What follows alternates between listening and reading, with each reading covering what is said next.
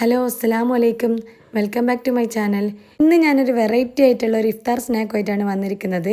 കുട്ടികൾക്ക് ഇഷ്ടപ്പെടുന്ന ഒരു ചിക്കൻ സ്നാക്കാണ്. ഇതെങ്ങനെയാണ് ഉണ്ടാക്കുന്നതെന്ന് ഞാൻ പറഞ്ഞുതരാം. നിങ്ങൾ ഈ റമദാനിൽ ഉറപ്പായിട്ടും ട്രൈ ചെയ്ത് നോക്കേണ്ട ഒരു റെസിപ്പിയും കൂടിയാണിത്. ഞാൻ 6 മുട്ടയാണ് എടുത്തിരിക്കുന്നത്. ഞാൻ കുക്കറിലാണ് മുട്ട പുഴുങ്ങൽ. അതാകുമ്പോൾ വേഗം പണി കഴിയും. കുറച്ച് വെള്ളവും ഉപ്പും ഇട്ടിട്ട് ഒരു 3 വിസിലടുപ്പിച്ചിട്ടാണ് മുട്ട പുഴുങ്ങിയിട്ടെടുക്കുന്നത്.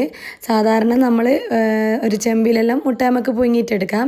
എന്നിട്ട് ആ മുട്ട പകുതിയാക്കിയിട്ട് അതിൻ്റെ എല്ലാം ചോപ്പ് എടുത്തിട്ട് ഇതുപോലെ നല്ലോണം ഉടച്ചിട്ട് മാറ്റി വെക്കണം. എന്നിട്ടൊരു പാൻ എടുത്തിട്ട് അതിൽ ഓയിൽ ഒഴിച്ചതിന് ശേഷം 3 ഉള്ളി ചെറുതായിട്ട് അരിഞ്ഞിട്ടുള്ള ഉള്ളിയാണ് അതിലേക്ക് ഇട്ട് കൊടുക്കുന്നുണ്ട്.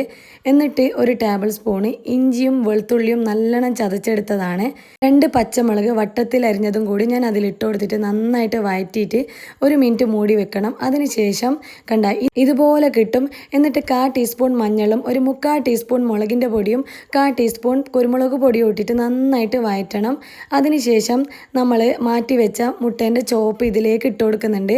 എന്നിട്ട് നന്നായിട്ട് മിക്സ് ചെയ്യണം. ഇനി ലാസ്റ്റായിട്ട് കറിവേപ്പിലയും മല്ലിച്ചപ്പും കൂടി ചെറുതായിട്ട് അരിഞ്ഞതും കൂടി ഇട്ട് കൊടുത്തിട്ട് നമ്മളെ മസാല ഇവിടെ സെറ്റാക്കി വെക്കുന്നുണ്ട്. മസാല ഇവിടെ തയ്യാറായിട്ടുണ്ട്. ഇനി അതിന് ശേഷം 2 മുട്ട ഒരു ബൗളിൽ പൊട്ടിച്ചൊഴിക്കുന്നുണ്ട്. അതിലേക്ക് കുറച്ച് ഉപ്പ്, ഒരു 1/4 ടീസ്പൂണ്, പിന്നെ കുരുമുളകിൻ്റെ പൊടിയും കുറച്ച് മല്ലിച്ചപ്പ് ചെറുതായിട്ട് അരിഞ്ഞതും കൂടി ഞാൻ ഇട്ട് കൊടുത്തിട്ട് നന്നായിട്ട് ഇളക്കിയിട്ട് മാറ്റി വെക്കണം. പിന്നെ മൈദ ഒരു ബൗളിലെടുത്തിട്ട് നമ്മളെ മുട്ടേൻ്റെ വെള്ള അതിലൊന്ന് പെരുക്കി കൊടുക്കണം. അതിനുശേഷം മുട്ടേൻ്റെ വെള്ള നമ്മുടെ മുട്ടക്കൂട്ടിലിട്ടിട്ട് നന്നായിട്ട് മിക്സ് ചെയ്തതിന് ശേഷം ബ്രെഡ് പൊടിച്ചതിൽ ഇട്ട് കൊടുക്കുന്നുണ്ട്. ഞാൻ ഒരു 5-6 ബ്രെഡ് എടുത്തിട്ട് പൊടിച്ച് വെച്ചിട്ടുണ്ടേനു. ഇത് അങ്ങനെ തന്നെ നെയ്യിലിട്ട് പൊരിച്ചെടുക്കണം. 6 മുട്ട ഉണ്ടെങ്കിൽ 12 മുട്ടേൻ്റെ വെള്ളം ഉണ്ടാവും നമ്മൾ പകുതിയാക്കിയത്. അതെല്ലാം നമ്മൾ ഇതുപോലെ പൊരിച്ചെടുക്കണം. അധികം ബ്രൗൺ കളർ ആവണമെന്നില്ല. ഇതുപോലെ ആയിട്ട് നമ്മൾ പൊരിച്ചിട്ട് മാറ്റി വെച്ചാൽ മതി. എല്ലാം ഞാൻ ഇതുപോലെ പൊരിച്ചെടുക്കുന്നുണ്ട്. ഇനി നമ്മൾ എടുത്തു വെച്ചിരിക്കുന്ന മസാല ചെറിയ ബോൾസ്, കുട്ടി ബോൾസ് ആക്കിയിട്ട് മാറ്റി വെക്കണം. ഇതുപോലെ ആയിട്ട് നമ്മൾ മാറ്റി വെക്കണം. വലിപ്പം കൂടി പോണ്ട. കാരണം മുട്ടേൻ്റെ വെള്ളേൻ്റെ ഉള്ളിൽ വെക്കേണ്ടതാണ്. ഇത് നേരത്തെ ചെയ്ത പോലെ നമ്മൾ ഈ ഒരു ഉരുള എടുത്തിട്ട് മൈദയിൽ മുക്കിയിട്ട് നല്ലോണം കോട്ട് ചെയ്തെടുത്തതിന് ശേഷം മുട്ടക്കൂട്ടിൽ മുക്കിയിട്ട് നമ്മൾ ബ്രെഡ് പൊടിയിൽ മുക്കിയിട്ട് നമ്മൾ പൊരിച്ചെടുക്കണം. എല്ലാം ഇതുപോലെ ഞാൻ പൊരിച്ചെടുക്കുന്നുണ്ട്. എന്നെ ഹെൽപ്പ് ചെയ്യാൻ മോളും വന്നിട്ടുണ്ട്. അങ്ങനെ എല്ലാം നമ്മൾ ഇത് പൊരിച്ചെടുക്കുന്നുണ്ട്.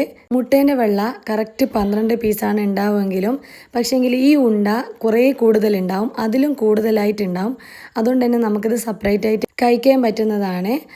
ഇത് നല്ല ടേസ്റ്റാണ്. ഞാനിത് എൻ്റെ മോളെ സ്കൂള് പരിപാടിക്ക് ഫുഡ് ഫെസ്റ്റിൻ്റെ ആയിട്ട് കൊണ്ടുപോയിട്ട് എനിക്കിത് 2nd പ്രൈസ് കിട്ടിയിട്ടുണ്ട്.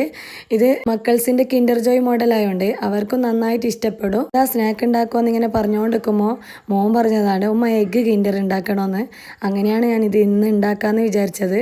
അങ്ങനെ ഓരോ ഉരുളയും നമ്മൾ പൊരിച്ചെടുത്തിട്ടുണ്ട്. മുട്ട മസാലയിൽ നമുക്ക് ചിക്കൻ പൊരിച്ചിട്ടും ഇതിലേക്ക് ഇട്ട് കൊടുക്കാം. നമ്മൾ അടിപൊളിയായിട്ടുള്ള വെറൈറ്റി ആയിട്ടുള്ള എഗ്ഗ് കിൻഡർ ഇവിടെ റെഡി ആയിട്ടുണ്ട്. നിങ്ങൾ എന്തായാലും ഒന്ന് ട്രൈ ചെയ്ത് നോക്കണം. ഇത് ഒരുമിച്ചിട്ടാണ് നമ്മളിത് കൂട്ടി കഴിക്കേണ്ടത്. ഇങ്ങനെ കൂട്ടി പിടിച്ചിട്ട് സോസുമായിട്ട് കൂട്ടി കഴിക്കണം. ചിക്കനൊന്നും ഇല്ലാണ്ട് തന്നെ നമുക്ക് ഇങ്ങനെ സ്നാക്ക് കുട്ടികൾക്ക് കൊടുക്കാം. ഒരു ഗസ്റ്റ് എല്ലാം വന്നു കഴിഞ്ഞാൽ പെട്ടെന്ന് തന്നെ അവർക്ക് വെറൈറ്റി ആയിട്ടുള്ള സ്നാക്ക് നമുക്ക് തയ്യാറാക്കി കൊടുക്കാം. ഇത് നമ്മൾ സോസിൻ്റെ കൂടെ മാത്രമല്ല മയോണീസെല്ലാം കൂട്ടിയിട്ട് നമുക്ക് കഴിക്കാം.